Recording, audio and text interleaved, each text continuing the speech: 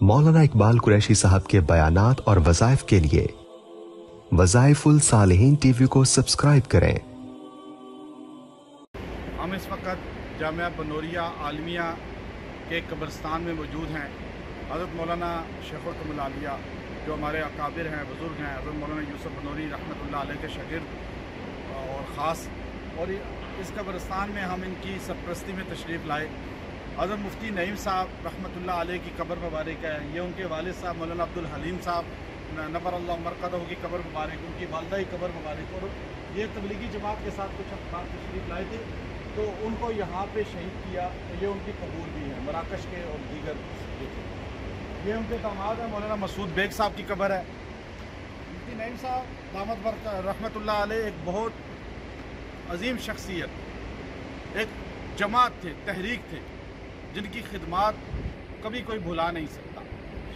آپ کی خدمات اتنی زیادہ ہیں کہ بیرون ممالک کے جتنے طلباء ہیں تقریباً ان سب کو پناہ دینا، اور آج یہاں سے پڑھ کے دنیا کے اندر وہ لوگ جا کے دین کی خدمات سر انجام دے رہے ہیں، یہ خاصہ مفتی نعیم صاحب رحمۃ اللہ علیہ کا تھا۔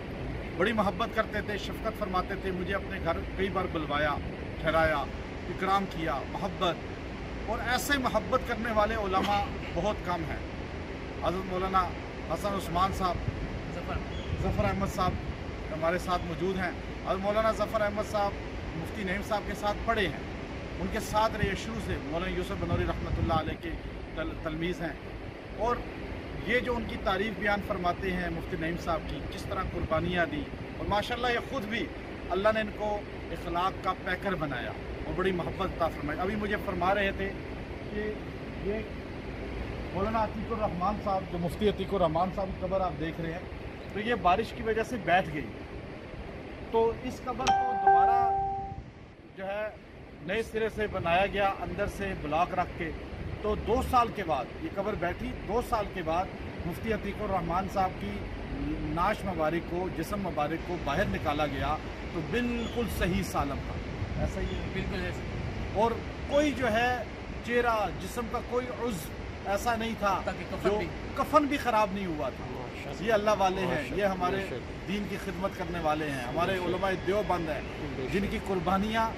آج اللہ رب العزت 1400 سال کے بعد بھی دکھاتے ہیں کہ جو محمد صلی اللہ علیہ وسلم کے غلام ہوتے ہیں ان کا کفن بھی میلا نہیں ہوتا۔ یہ مفتی عتیق الرحمان صاحب 2 سال کے بعد ان کی جسم اطہر کو جب قبر سے نکال کے قبر صحیح کی گئی، تو 2 سال کے عرصہ گزرنے کے بعد کفن میلا نہیں ہوا تھا۔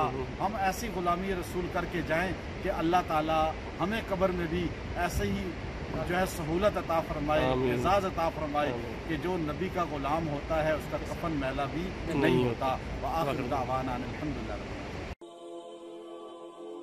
مولانا اقبال قریشی صاحب کے بیانات اور وظائف کے لیے وظائف الصالحین ٹی وی کو سبسکرائب کریں۔